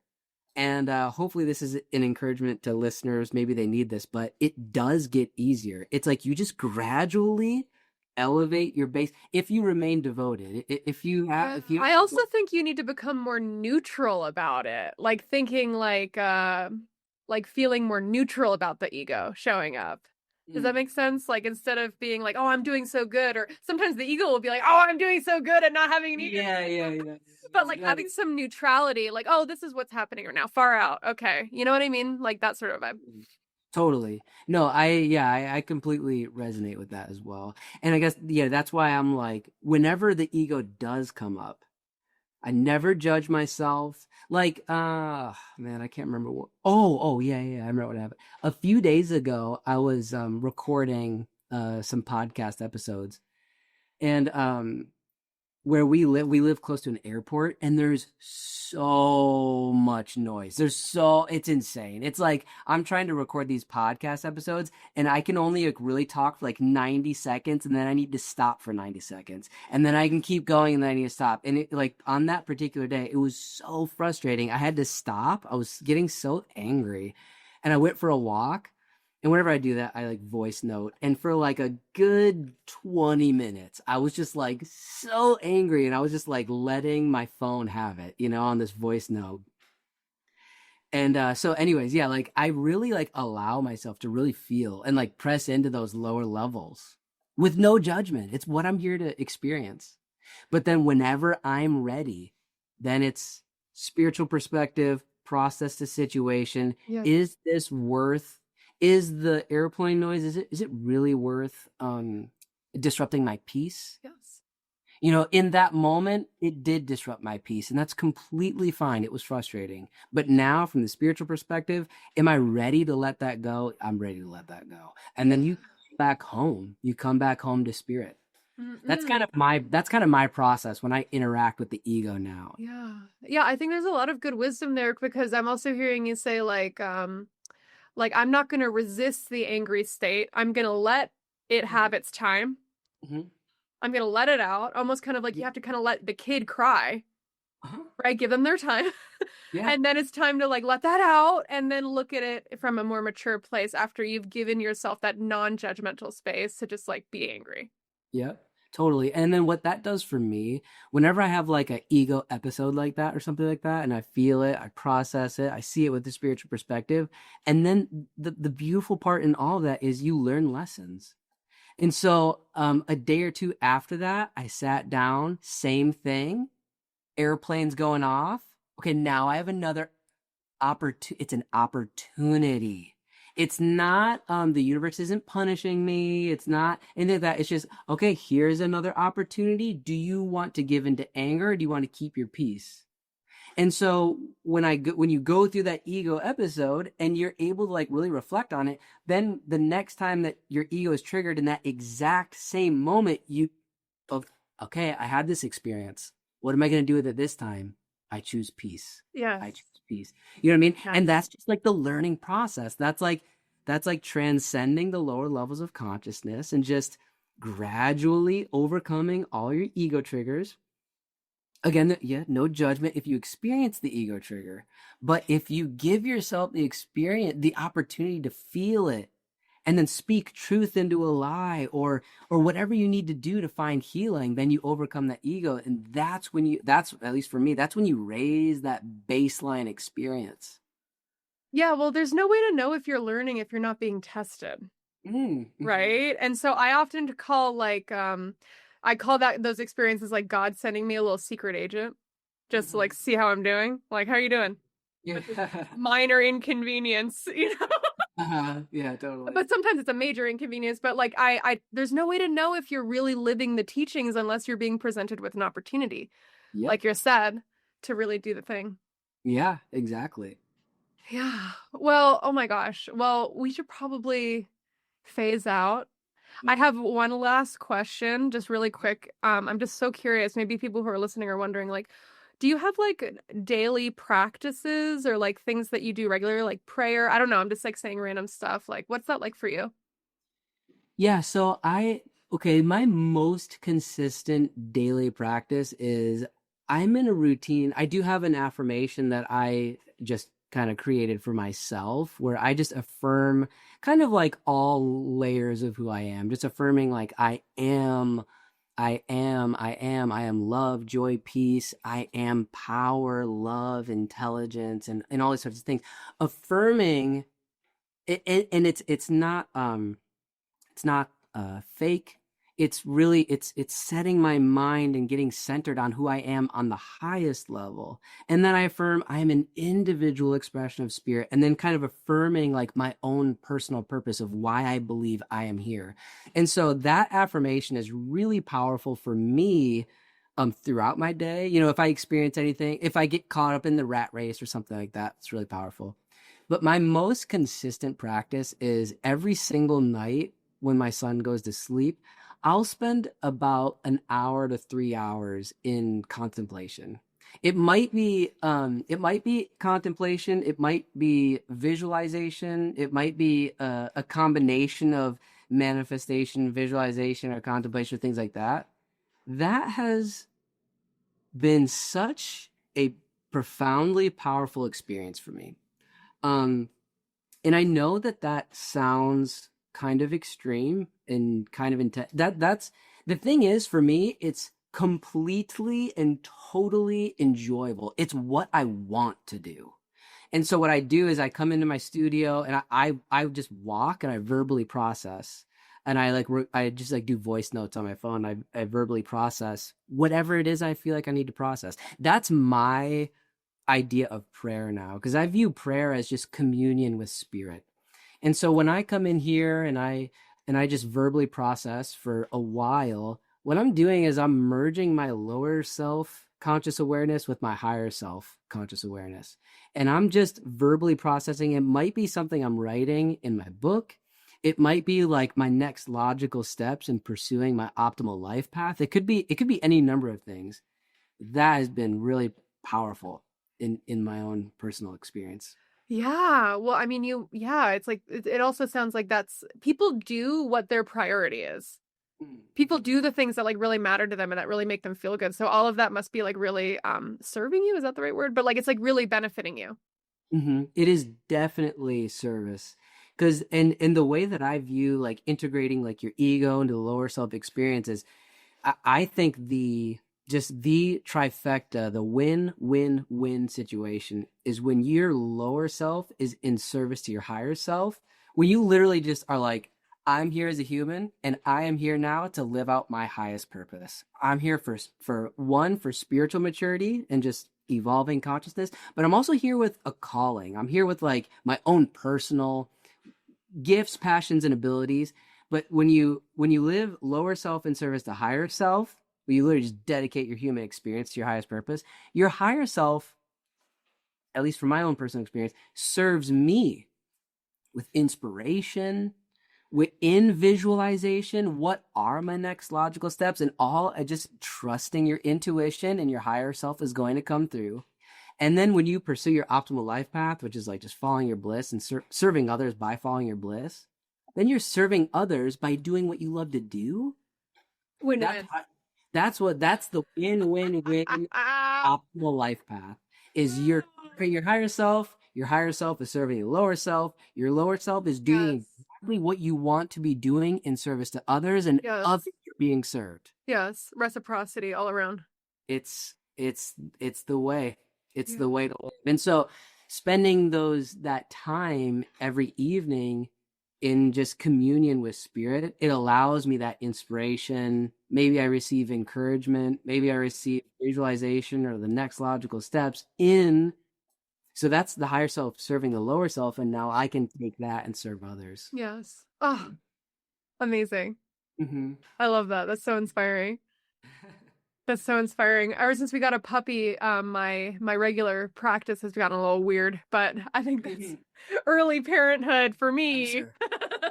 sure. I'm sure that kind of throws things off a little bit. It threw it off a little bit, but that's really inspiring.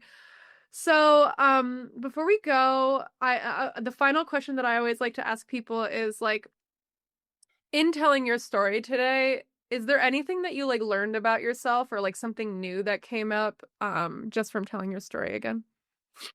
Oh, interesting.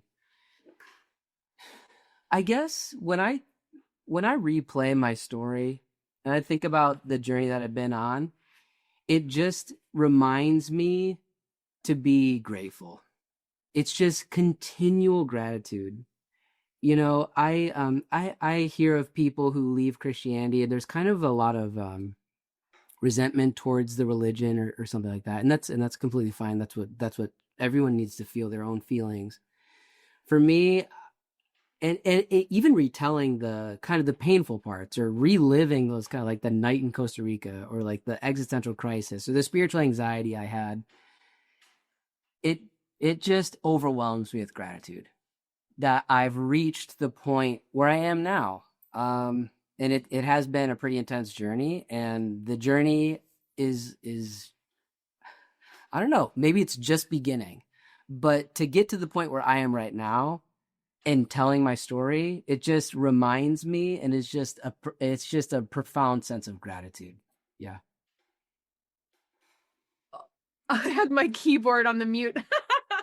I love that just telling your story is just this gratitude. You're like, wow, like I'm just so happy with where everything led me. I think that's Mhm. beautiful. Yeah. And it's like all of those things, all those hard moments, all the existential crisis, the anxiety, the pain that I was healing from different relational wounds. I have nothing but gratitude for that. That's It's amazing. so in the moment, it's so insufferable. Hmm. And so like if anyone's listening and maybe they're going through something really hard right now, or maybe they're in the middle of their spiritual journey or whatever's going on, the pain is so insufferable in the moment. It's so no one enjoys that. But if you see it through, if you remain committed to unconditional love no matter what, and you just remain committed to your spiritual journey, when you get to the other side and you look back, then you when you make peace with your greatest pain, you look at your pain with gratitude. Yeah. And I never want to invalidate anyone's painful experiences because they are painful, and from the human perspective, I don't want to see anyone go through Yeah. that kind of pain. But I also know that pain is such a profound teacher. It's Mhm. often the most pain becomes your catalyst, your greatest expansion. Exactly. And so that's where I see the painful experiences that I went through with nothing but gratitude, full gratitude. So, Totally. I also just like I've told my story a lot over the years too, and I don't know if this checks out for you, but there's this kind of like subtle therapeutic process that happens like the more you tell your story, like the less emotionally charged you feel by it. Has that ever felt that way for you?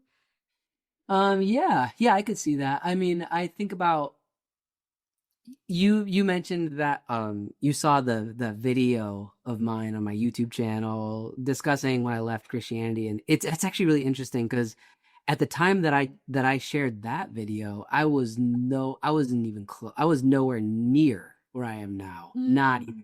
I wasn't even close. And when you referenced that video, I was like, oh wow. Even thinking about that, and that was like maybe a year and a half ago. I don't even know Oh what. yeah. So like past you, you all of a sudden you remembered past you and now you're here and you're like, "Whoa, I'm in like a totally different place."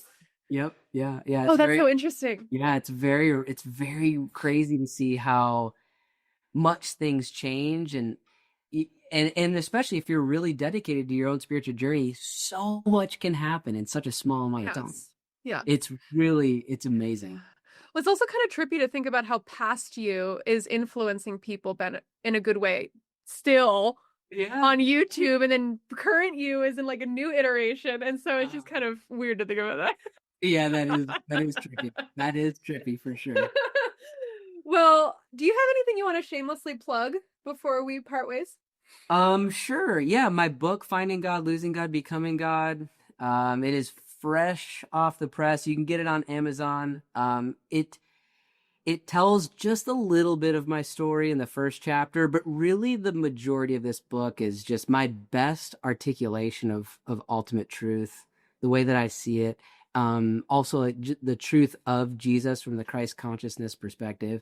And I finished the book with life application because it's one thing to have all this knowledge, but how do you actually apply it to your life? And so I'm so the book turned out much better than I thought it would.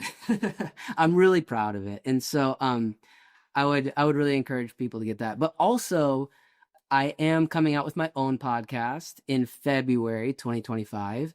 So I've been working very, very hard to produce a lot of episodes and just sharing. Its purpose is to educate, inspire, and to encourage people on their own spiritual journey. Um, so yeah, that should be out February 2025. It's called the House of Saint Rainey podcast.